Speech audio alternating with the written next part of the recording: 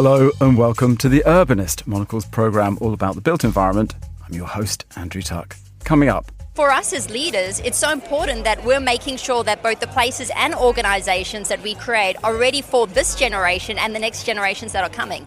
We stopped by the Smart City Expo World Congress in Barcelona to hear how innovation is proving the lifeblood of our neighbourhoods, with technology being woven into the fabric of urban living.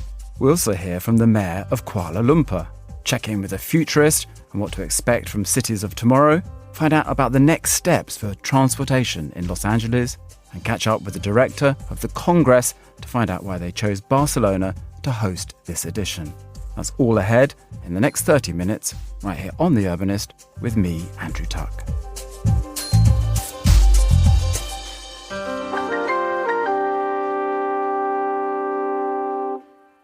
Last week saw the Smart City Expo World Congress touch down in Barcelona, where speakers, exhibitors and attendees came together for the world's biggest event for smart cities.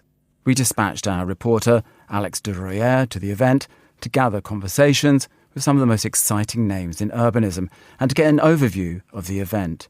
He first sat down with Ugo Valenti, Managing Director of the Smart City Expo. Ugo spoke to Alex about why Barcelona was the perfect stage for these conversations and how to foster a global ecosystem where mayors' offices, technology companies and regulators come together to share challenges and shape solutions. Barcelona is a wonderful smart city and it's a wonderful showcase to the rest of the world. There are plenty of different implementations that have been happening here in Barcelona throughout the years. And Barcelona is a wonderful city in the sense that it has the right size to be an example for both bigger size cities and also to smaller size cities. So if I were to do, an event maybe in the Nordics, we would have some awesome examples on sustainability and energy efficiency, etc. But it's not that translatable to a city like, Medellin, for instance, right? Here in Barcelona, this is very translatable. So whatever you do in Barcelona, it's easier to translate it to a city like New York or Shanghai, or also to another city like Delhi or Medellin. So Barcelona has the right mix of potential to showcase things basically to the whole world. What we try to be as a platform is to bring them all together, bring all these mayors together, bring all these cities together, to exchange the different initiatives that they're applying towards understanding what has been working well and what hasn't worked very well so that they can share it with each other and they can learn from each other. What we try to do is to give voice to all the different cultures around the different cities all over the world. This is one important side. So for instance, when we're talking about AI, you need to understand that the implementation of AI in China is completely different than the implementation of AI in Europe, for instance.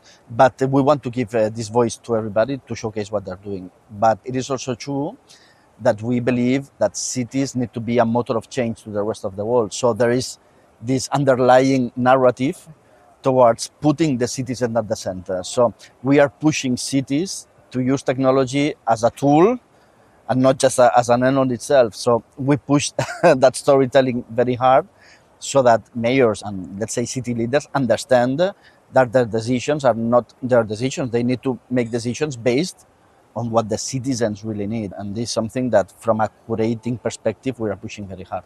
Here at the event, what we try to do is to bridge the gap between, let's say, the language that the public uses and the language that the private uses, because sometimes they do not speak very well with each other. They do not understand each other, right? So we try to soften that gap somehow. From a regulation standpoint, and that's also very important, we try to help with best practices and exchange of knowledge between cities so that they can change all their licitations process, so that they can get ready for the implementation of innovation, because sometimes technology runs faster than regulation, right? So it's not that easy to implement because of regulation in some areas. And then there are other countries in which the decision making is very top down, from the government down below. So you have cases of China or the cases of in the Middle East, for instance, in which there is a very strong government positioning and it goes down to the city level. This also works very well. It's really depending on the culture. In relation to connection between cities themselves, I remember plenty of times here in Barcelona, there is one showcase that I love, what we call the superillas, the super blocks. On the streets, on some streets of Barcelona, plenty of streets actually of Barcelona, we have these grids of 3x3 streets in which the cars can go through the outskirts, but in the center of the streets, it is for pedestrian use or bicycle use, etc. Right? This is a design of the city that plenty of other mayors from all over the world have come and visit, and then they have applied on their own city. So if you think about it, take a look at Times Square in New York City right now. That is a super block. It didn't exist before, and today that is a super block, also parts of Broadway as well, right? This has been inspired by what happened in Barcelona, and the other way around. Plenty of cities, for instance, from China, have showcased what they're doing in relation to security, safety, and artificial intelligence. And plenty of cities from the Middle East are taking inspiration from that and applying to their own cities. So these experiences have happened here at the event. Competition has always raised the level of anything, basically. So when companies are competing, they raise the level. When a football team is competing against another, they need to raise the level. When a city needs to compete against another, it needs to raise the level. But it is possible to collaborate on one hand and to compete on another hand. Barcelona and Madrid are competing, of course, from a talent perspective and from a, let's say, citizenship perspective. But on another hand, they have very strong collaborations from a technology perspective. They are sharing good practices between both. They are sharing different initiatives. They learn from each other and understand what has worked well and what hasn't worked well. So it's completely possible to compete and at the same time to collaborate. But competition usually raises the bar, so it's always good. In my opinion, if you are into urban innovation, this is a must-attend event, because here we are a platform and together we are creating the future of our cities. Here it's where decisions are being made and business is being done. And here we're creating the future of the world, basically. So I truly believe in that. Ugo Valenti, Managing Director of the Smart City Expo. Next up, we heard from Maimouna Binti Mohd Sharif, former Executive Director of UN Habitat and the first female mayor of Kuala Lumpur. She spoke about how repurposing buildings can help bring back young people into the urban fold, why food is so important to the city, and how to go further than livable cities to the point where we are creating lovable cities too.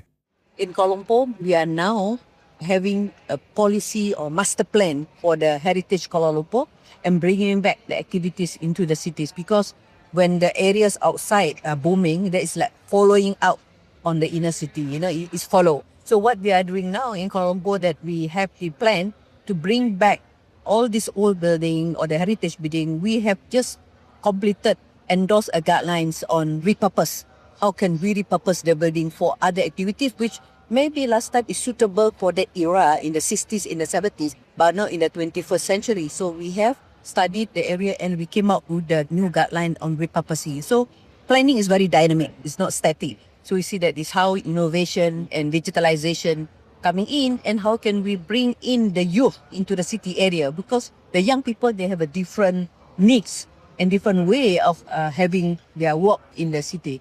So I think when we do the planning, we put in the element of balanced growth as part of the criteria or maybe the principle behind preparing the local plan preparation. We have one in mind where it was an office, around 70-story office, which it was vacant, and we turn it into micro housing for the young people or the newly married, maybe it's not a big family, and for the single who can come in, because for those young people, they just need a place to stay, and we have all the facilities, and then the young graduate and the newly married, and so they don't need so big.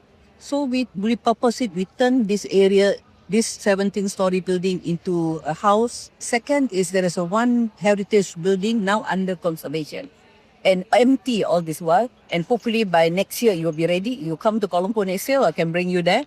And we are trying to bring back the glory, the history of this building by having there is a cafe, and then a gallery, and we turn it into boutique hotel. We at the local council, the city hall, we create the enabling factor, the enabling environment for them, the private sector, to come in and invest in the old city. We identify around 139 locations for urban renewal. These are the areas where old industrial area or even old residential area, which was built in the 60s, in the 70s, is only one room, for example. And then now we are working together with the government and so with the communities to see how we can do urban renewal without shifting the people out from the area. That is very important. Not uproot them, but to give them a good quality of life. There are two things here. One is that we introduced the principle of 4P, public, private, people partnership. So when we talk about the urban renewal or repurpose, I set up one committee, we call it SPEAD, SPEAD, surveyors, planners, engineers, architect, developers. Meaning that I work together with this 5 group, the surveyors, planners, engineers, architect, developers, and also the committee to come up the best solution and also the workable. Sometimes maybe we cannot get the best solution, but it's the workable solution which have a win-win with all of us. So we normally discuss. We have a discussion, we have a monthly meeting. That is where I believe in public engagement. So we work together with private sector, with the people, and also with the community. And when we want to do certain project, for example, like when I mentioned to you about this Heritage Kuala Lumpur, we met many times at this 50, 60 engagement with different group to discuss what is really that you want us to do for the city. So they ask for the seamless connectivity, they ask for the cleanliness, they ask for the young people's space, and they also for the elderly, because now Kuala Lumpur is also, you cannot deny about the aging society. So all these needs, multiple needs, but I think we need to really discuss and so that we come up with a good solution. I believe in bottom up, and I also believe in top bottom. Bottom up alone without the visionary leaders, it won't work. And then the convergence of ideas in the middle. Bottom up, top bottom, and convergence of ideas. So to me, in some of the communication, whether it succeed or fail, that you have to be sincere, the sincerity. There are many cases that, yes, we do the public participation just to fulfill the process is in the act. But we have to be really sincere. Yes, we go to the ground, we really listen to them, not just to fulfill the legality of the process, planning process. So that is one. Second is we institutionalize this. I used to go to the ground through a town hall session. Food is one of the areas that we are really promoting because food in Malaysia is very unique. Because Malaysia, we are very diverse. We have a Chinese, Malaysian, Malay, Indian, and also the indigenous. And each of them have their traditional food. And even the Malay, like for me, from different states, we have also different types of food. So I think food brings us together. So I think this is one way that because we also celebrate Chinese New Year, celebrate Diwali, celebrate Christmas. So diversity to us is a unique. So food actually blend us together. So I'd say food is also one of the areas that we are really looking. And I would like to share with you, Kuala Lumpur has been designated, listed by UNESCO on the 31st of October as a creative city on design. To me, the quality of life is that the facilities that giving the individual a dignity as a person is proper home. Proper home with very basic amenities, water, electricity, education, the very basic human being. That is quality of life. And then as we move on, now we are talking about innovation and talking about this. So I think we shouldn't forget about the dignity. It's the human right. So I think that good quality of life, some people have a different definition. But to me, what do we need? Work, live, and play. I think the needs of human being. But when you want to have an extra, that is bonus to me. That is where that is the quality of life. Kuala Lumpur is a city for all. City for all meaning that not only for human. City for all is also for fauna and flora. And livability. And we are now going towards lovable cities. We in Kuala Lumpur, we already achieved livable city. But I want to go to another level, lovable. Because when you love someone, when you love your city, you will do everything to protect your city, the cleanliness, the safety, and to take care of the city as if that is like your own home. That was Maimouna Binti Mode Sharif, Mayor of Kuala Lumpur. Our next guest was Nikki Greenberg, a futurist and strategic advisor on emerging technologies shaping the architecture and real estate worlds to come. Among the talk of flying cars, we heard from Nikki which cities she thinks are navigating the smart city revolution best and why public-private collaboration is so important. Every era has different emerging technologies that weren't around before, and people had to navigate it and plan for tomorrow. So I love talking about the example of Frank Lloyd Wright, the greatest architect there ever was, ever will be. When he designed the master plan for Broadacre City, what he actually did, he designed this in the 1930s. And what a lot of people don't know about him is that he was a technologist. He loved technology. He owned 100 cars. Like in the 1930s, he knew that that was the emerging technology. So when he designed Broadacre City, he actually designed it for cars. But he didn't stop there. He understood that there'd be new technologies after that. And when you look at the master plan or the drawings that he created, he actually created it with flying cars in the drawings because he knew that at some point in the future, this incredible, unimaginable future, he knew that we'd have flying cars. So that's what it means to be a futurist, is understanding that the technologies of today are going to change the way that the built environment operates, and also understanding that new technologies are going to come out and we can't even fathom what they're going to mean or do or contribute to a city, but keeping them in mind and designing for it. The keynote that I did yesterday was about 2050 designing cities of the future. And the key message there really is that the world is changing around us, and for us as industry professionals, we have to adapt and evolve with these changes. And one of the key messages that I open up by talking about is actually this generational change, and looking at not just Gen Z, but Gen Alpha, and then Gen Beta, who started in 2025, and understanding that the world that they're born into is a world that already has these kind of out there technologies.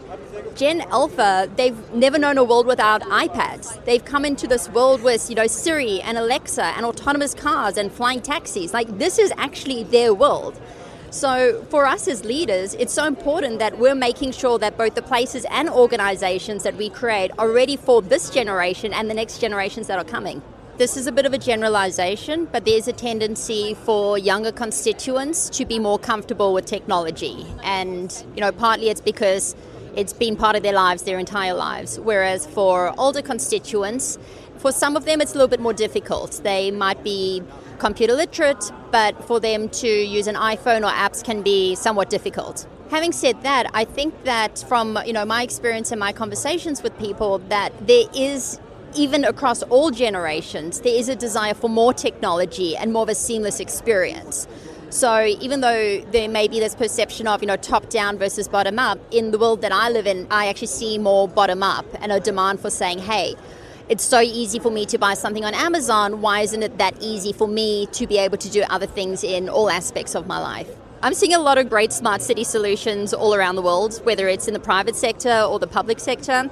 Some cities that I love looking at what they're doing include cities like Riyadh, Saudi Arabia with their Vision 2030 strategy.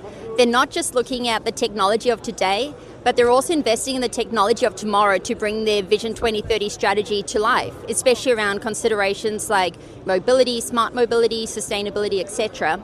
In the US, Dallas, Fort Worth, they're doing amazing things because they have a very strong presence with the military, the Air Force, and also Dallas-Fort Worth Airport, which, by the way, is massive. And they're talking about it being autonomous, fully autonomous by 2040, which is quite incredible. So they're doing a lot in terms of aerial mobility, drones, deliveries.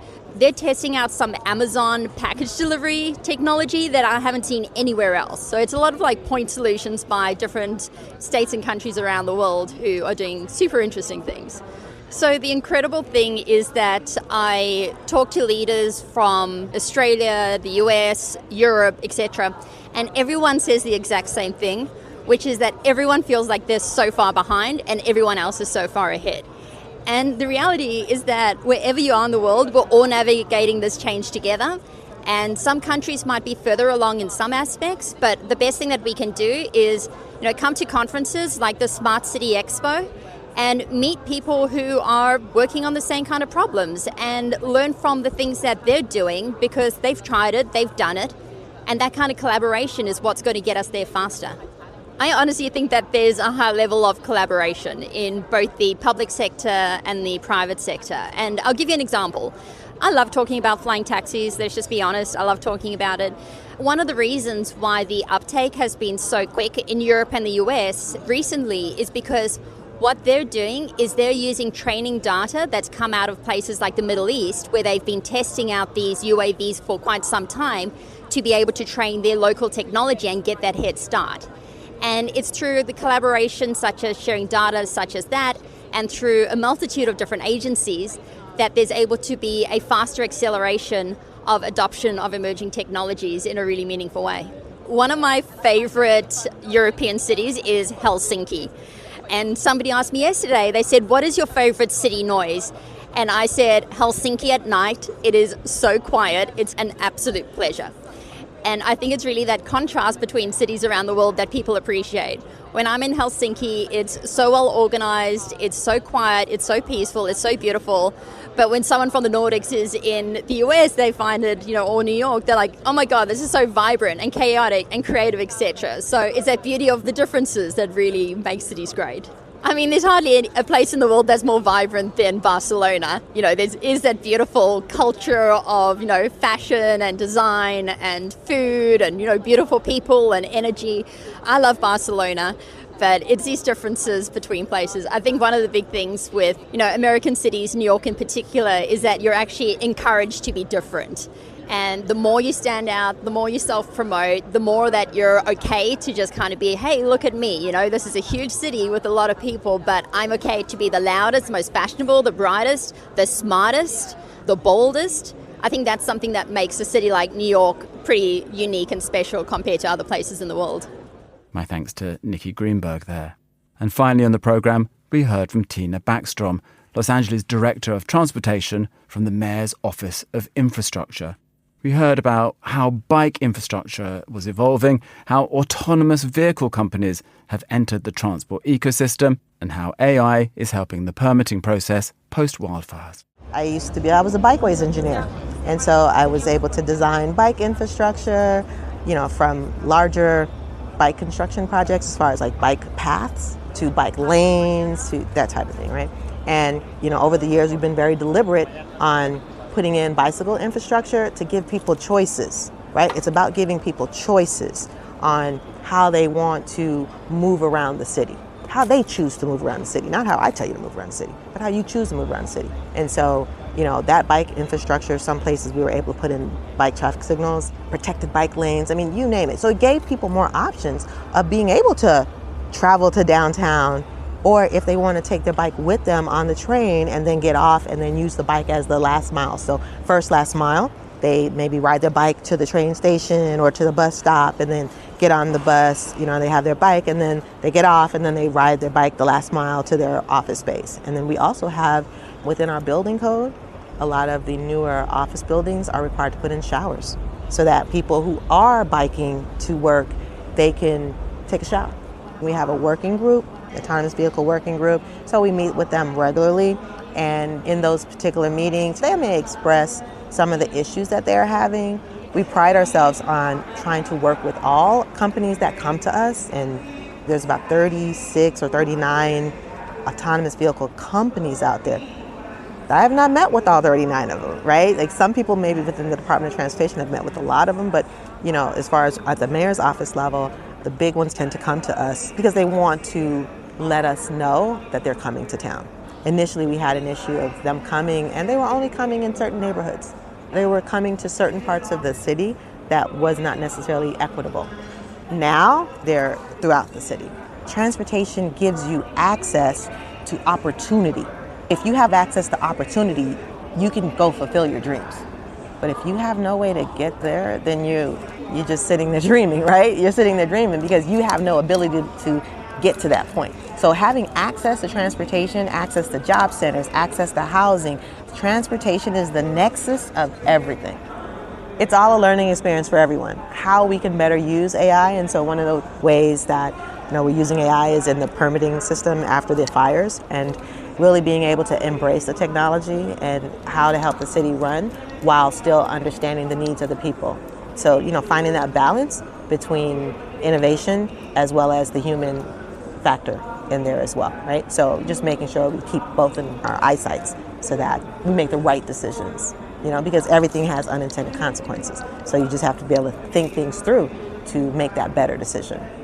Tina Backstrom, Los Angeles Director of Transportation from the Mayor's Office of Infrastructure there. And my thanks to Alex Dorier for reporting and to all of our guests for joining us on today's show. And that's all for this week's episode of The Urbanist. Coming up on next week's show, we head to Asia to assess how different parts of the continent deal with their relationship with the built environment, from architecture to public art and design.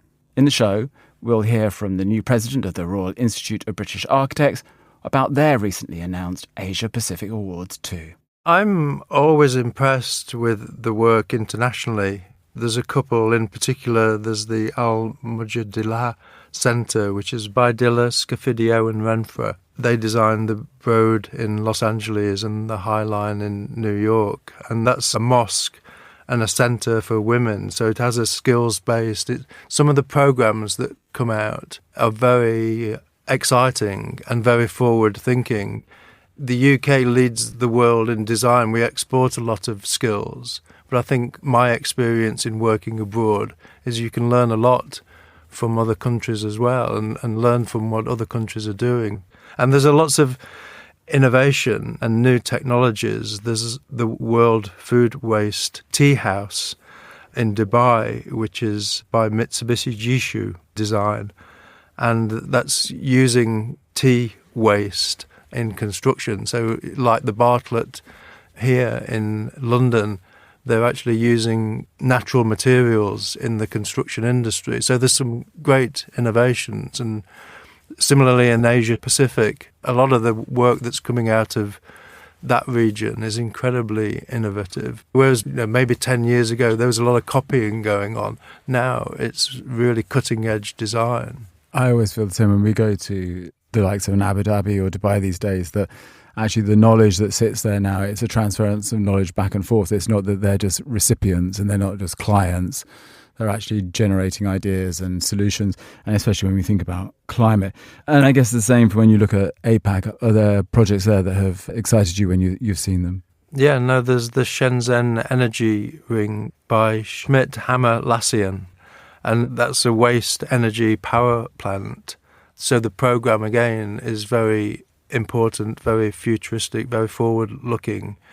In Bangladesh, there's a fantastic project, the Brak University, which is on not just a brownfield site, which we try and put forward, but this is a derelict dumping ground, and it's now home for 20,000 students. And it's a very low-energy, cross-ventilation, natural scheme. So it's a fantastic profession, and to see the diversity of schemes that get put forward is wonderful. It's one of the great aspects of my job is being involved in this. Listen to that conversation in full on next week's edition of the show. You can follow us for new editions of the programme every week, and you can subscribe to Monocle magazine for reports on all things design, architecture and urbanism too. Just visit monocle.com. The Urbanist is produced by Carlotta Ribello and by David Stevens, who also edits the show. I'm Andrew Tuck. Goodbye, and thank you for listening, City Lovers.